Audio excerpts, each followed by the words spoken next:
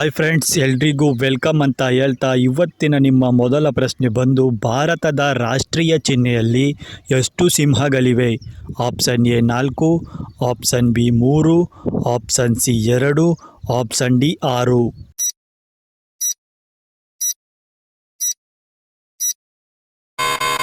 ಈ ಪ್ರಶ್ನೆಗೆ ಸರಿಯಾದ ಉತ್ತರ ಬಂದು ಆಪ್ಷನ್ ಎ 4 ಸಿಂಹಗಳು ಭಾರತದ ರಾಷ್ಟ್ರೀಯ ಚಿಹ್ನೆಯಲ್ಲಿ ಇವೆ.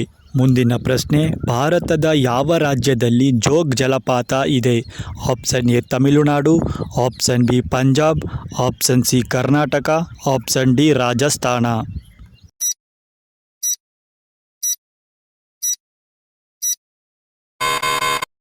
ಈ ಪ್ರಶ್ನೆಗೆ ಸರಿಯಾದ ಉತ್ತರ ಬಂದು ಆಪ್ಷನ್ ಸಿ ನಮ್ಮ ಕರ್ನಾಟಕದಲ್ಲಿ ಜೋಗ ಜಲಪಾತವಿದೆ. ಮುಂದಿನ ಪ್ರಶ್ನೆ, ಭಾರತದ ಯಾವ ರಾಜ್ಯವನ್ನು ಮುತ್ತಿನ ನಾಡು ಅಂತ ಕರೆಯುತ್ತಾರೆ? Option A Telangana, option B New Delhi, option C Karnataka, option D Rajasthan.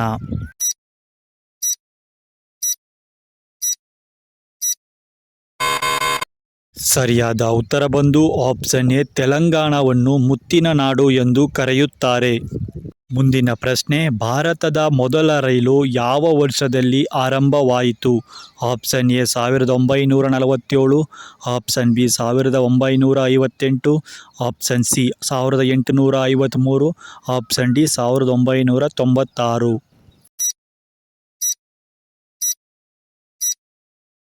ಸರಿಯಾದ ಉತ್ತರ ಬಂದು ಆಪ್ಷನ್ ಸಿ 1853ರಲ್ಲಿ ಮುಂಬೈ ಮತ್ತು ಥಾನಾ ನಡುವೆ ಮೊದಲ ರೈಲು ಚಲಿಸಿತು. ಮುಂದಿನ ಪ್ರಶ್ನೆ, ಭಾರತದ ಯಾವ ರಾಜ್ಯದಲ್ಲಿ ಸೋಮನಾಥ ದೇವಸ್ಥಾನ ಇದೆ? Option A Gujarat, option B Tamil Nadu, option C Karnataka, option D Rajasthan.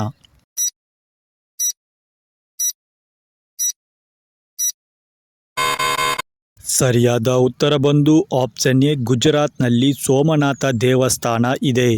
ಮುಂದಿನ ಪ್ರಶ್ನೆ, ಭಾರತದ ರಾಷ್ಟ್ರೀಯ ಹಾಡನ್ನು ಮೊದಲು ಯಾವ ಭಾಷೆಯಲ್ಲಿ ಬರೆಯಲಾಯಿತು?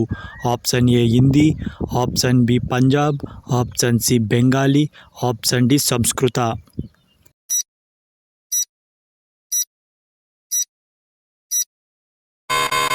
ಸರಿಯಾದ ಉತ್ತರ ಬಂದು ಆಪ್ಷನ್ ಸಿ ಬೆಂಗಾಲಿ ಭಾಷೆಯಲ್ಲಿ ಮೊದಲು ಬರೆಯಲಾಯಿತು.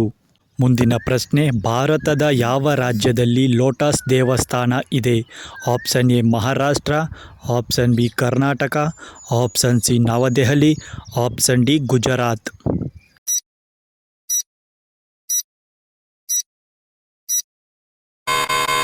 ಸರಿಯಾದ ಉತ್ತರ ಬಂದು ಆಪ್ಷನ್ ಸಿ ನವದೆಹಲಿಯಲ್ಲಿ ಲೋಟಸ್ ದೇವಸ್ಥಾನ ಇದೆ.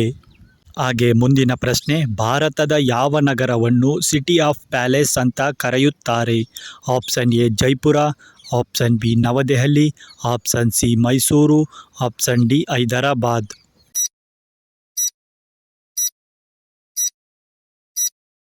ಸರಿಯಾದ ಉತ್ತರ ಬಂದು ಆಪ್ಷನ್ ಸಿ ನಮ್ಮ ಮೈಸೂರನ್ನು ಸಾಂಸ್ಕೃತಿಕ ನಗರಿ ಅಥವಾ ಸಿಟಿ ಆಫ್ ಪ್ಯಾಲೇಸ್ ಅಂತ ಕರೆಯುತ್ತಾರೆ.